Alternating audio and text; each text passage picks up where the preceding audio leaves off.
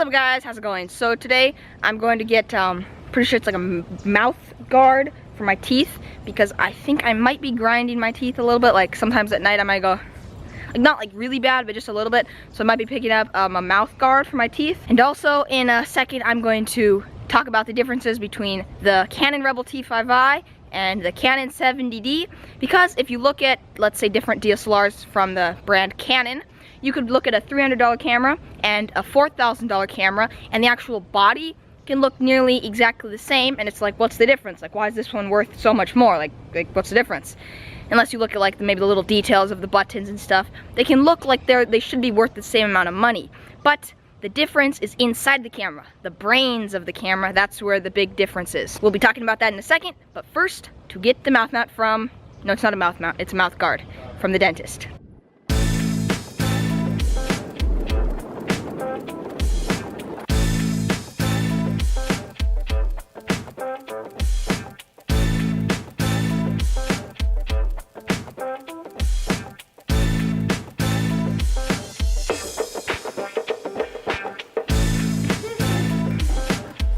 Okie dokie, done at the dentist. Got my retainer, night guard, I guess.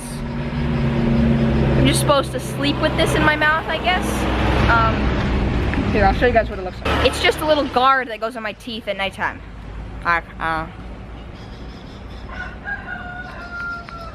Alright, we are back from the dentist, and now, like I said, I'm going to talk about the little differences between getting maybe a T5i or a 70D. So let's just get into the differences. So when you get a more expensive camera, you're gonna get a higher megapixel rate, which then means the input to output rate is going to be significantly, I'm joking. I could do the video like that, but I know that maybe if you're starting out and you don't know a lot about little stuff about cameras, then it's gonna sound like I'm talking in some other language, and then the video won't make any sense to you. So I'm going to try to talk about it in the simplest way possible, which will make the most sense to everyone. That's what I'm going to try to do. So this is a T5i, this is a 70D. These are both DSLRs. This is the body. If you look at the body, they look nearly the same. Unless you look at the details of where the buttons are placed and stuff, then it's a little different. But like, if I saw both of these over on a table and I couldn't see the name of them, they look like the same camera. Like I wouldn't know if that camera over there was the $300 camera or the $4,000 camera. The body looks nearly the same. Most of the time, you're gonna find the difference in DSLRs in the inside of the camera, basically the brains. Maybe some DSLRs, more expensive one, will be like more durable, maybe built stronger, but for the most part, it's gonna be mostly inside the cameras. So,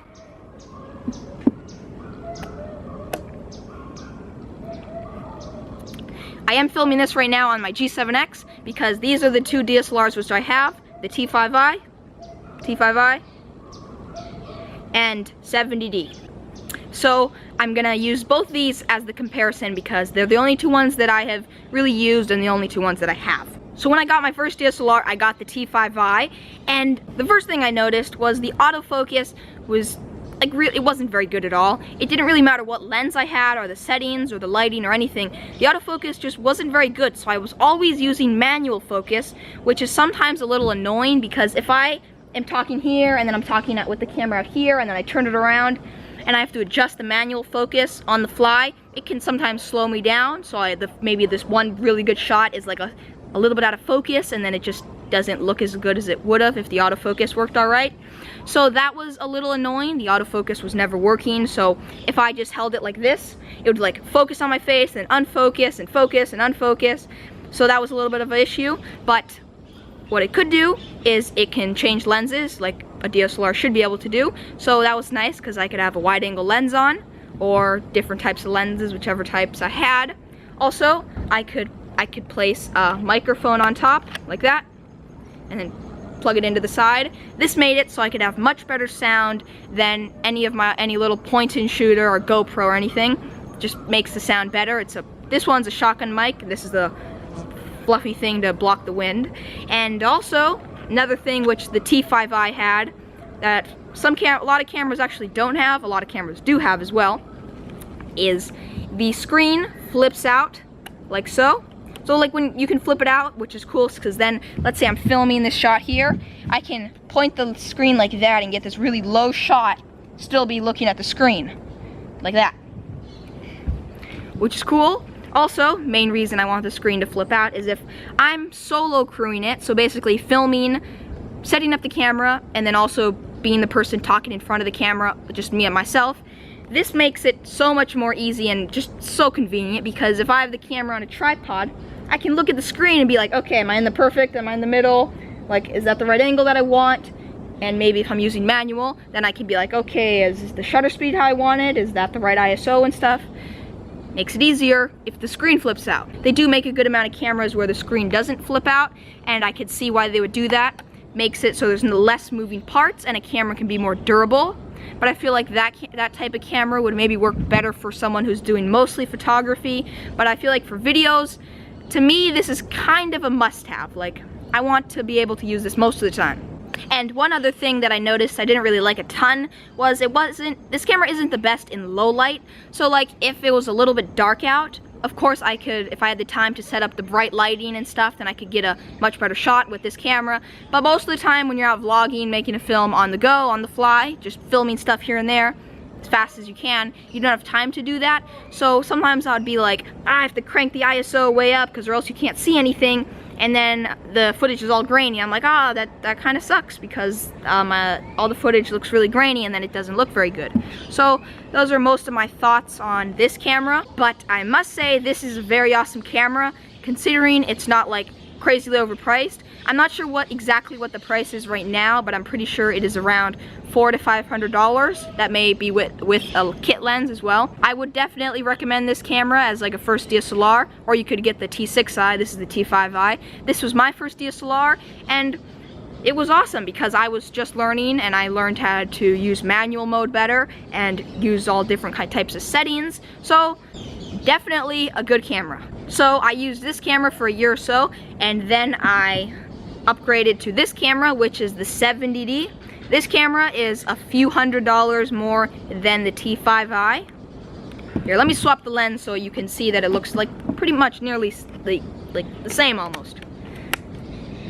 This camera, the 70D, is, to be honest, I haven't noticed that many things, like really anything about it that I don't like.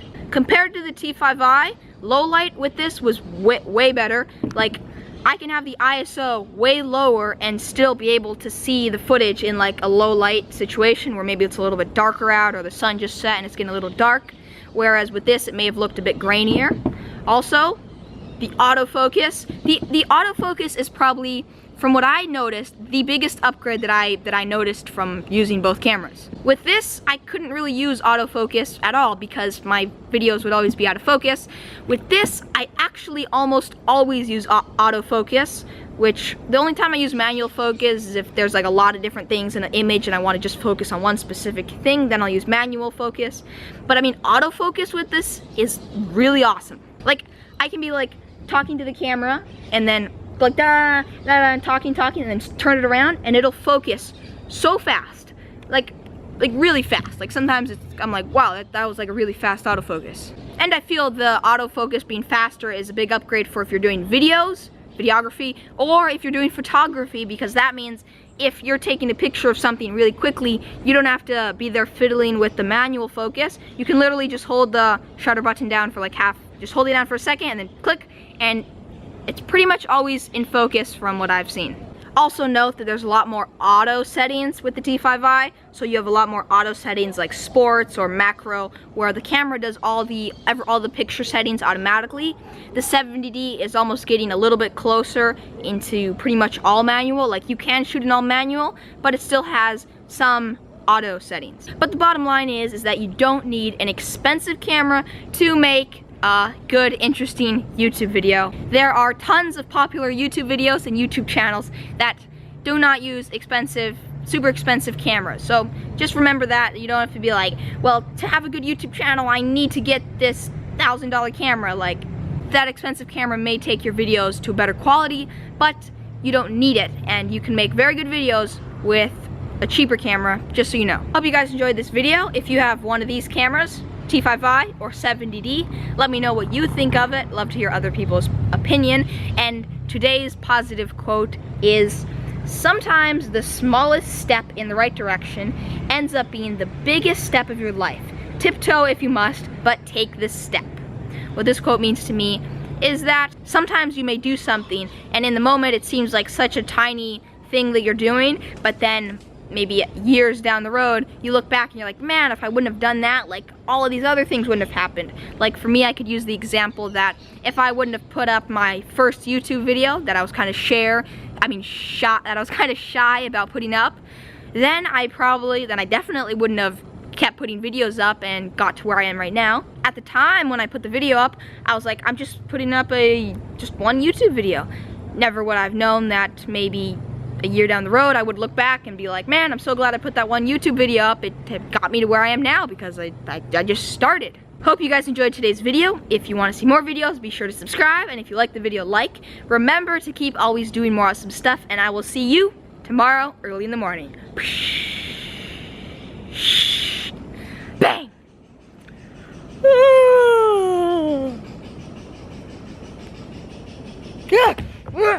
Yeah.